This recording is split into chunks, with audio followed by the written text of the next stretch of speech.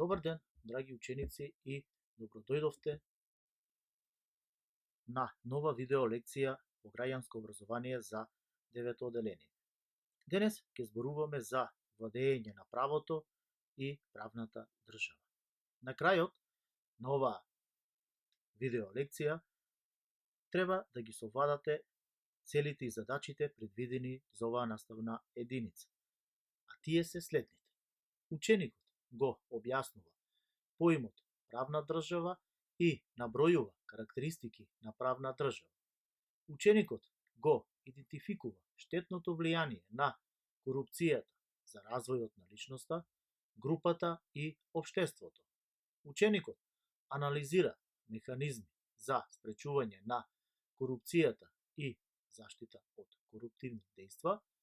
Ученикот оценува дека секој чин кој има за цел лична добивка на штета на другиот е незаконски.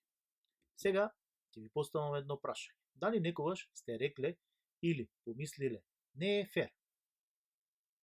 Сигурно до сега го имате употребен овој збор не е фер. Да го поврземе концептот фер со концептот правда и може да заклучиме дека правдата ни помага да распознаеме што е фер, а што не, што е правилно, а што не. Кога правдата функционира, сите се чувствуваат дека се третирани на еднаков начин. Дали некогаш сте се почувствувале дека не сте третирани на еднаков начин со другите? Сигурно во одредени случаеви и во одредени ситуации сте се почувствувале дека не сте третирани на еднаков начин со другите. Размислете дали има такви случаеви во кои што вие сте се почувствувале на таков начин кога не сте биле третирани еднакво со другите. Животот на луѓето е тешко да се замисли без постоење на определени правила, според кои тие ќе се однесуваат. Правилата со кои се уредуваат односите меѓу луѓето во едно општество се нарекуваат општествени правила. Правилата мора да постојат во општеството, бидејќи само на тој начин би се почитувале одредени правила во општеството кои што постојат. Со појавата на државата, правото е тоа кое што представува збир на правила кои се задолжени за сите во општеството. Значи, правилата кои ќе ги донесе државата треба да ги почитуваат сите луѓе кои што живеат во таа држава и да се покоруваат на тие правила. Што значи право? Правото е збир на правила со кои се уредуваат односите на луѓето во општеството. Најчести начини на кои се јавуваат правилата е законот, но може да се јават и како устав. Секој закон има точно определена цел, заштита на некоја вредност. Тие правила ги носи државата и нивна главна карактеристика е што се пишани правила. Вредностите кои се заштитени со закон можат да имаат најразновиден карактер, и тоа економски, социјални, политички или морални вредности. Што значи владење на правото? Владење на правото како поим се заснова врз слободата и правата на човекот и врз еднакво важење на сите закони за сите членови на општеството. Од овде може да заклучиме дека едно општество постои право само доколку се почитуваат сите закони во општеството. Во уставот на нашата држава, како темелна вредност, е усвоен концептот владење на правото. Суштината на овој концепт е ограничување на самоволието на носителите на државната власт, односно тоа значи дека и оние кои што владеат треба да ги почитуваат правилата и нивната власт треба да се темели исклучиво врз правото. Што значи поимот правна држава? Правна држава е онаа држава каде се почитуваат принципот на владење на правото. Доколку нема почитување на принципот на владење на правото, тогаш може да кажеме дека таа држава е неправна држава. Во правна држава, оние кои раководат со државата, а тоа се носителите на власта, каде што носител на законодавната власт е собранието, носител на извршната власт е владата, носител на судската власт се судовите, имаат граници и правила според кои треба да работат. И токму затоа е извршена и поделбата на власт, за да може една власт да биде контролирана од друга власт. Сега ќе прочитаме неколку тврдења и означите дали се согласувате со нив. При одговарање на овие тврдења треба самостојно да размислите и да дадете реални видувања и мислења. Прво тврдење.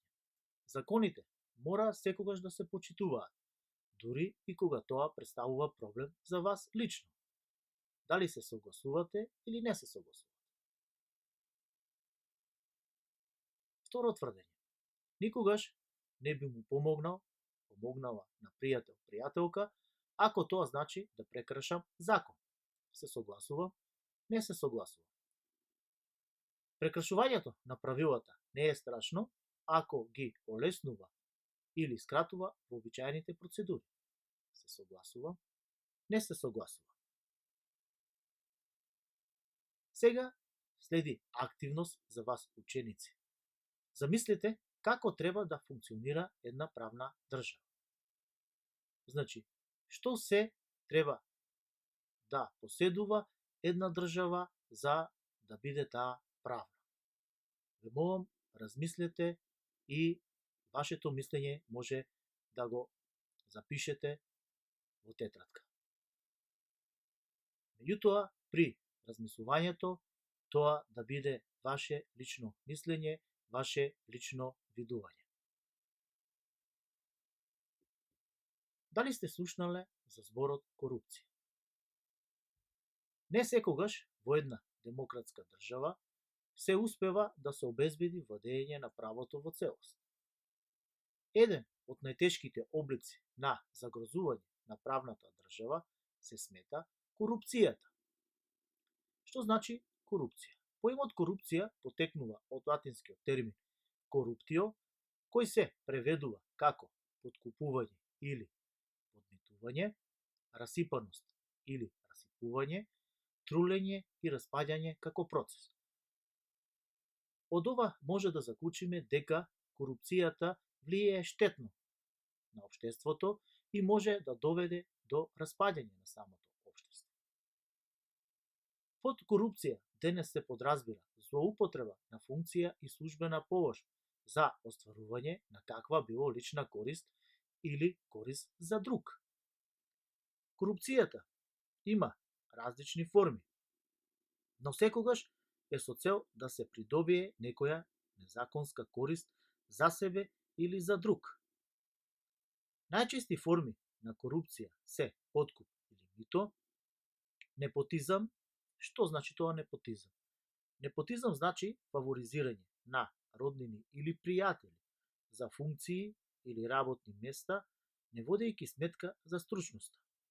Тоа значи дека може да се вработат роднини и пријатели на места кои што не се соодветни или не се стручни за тоа место.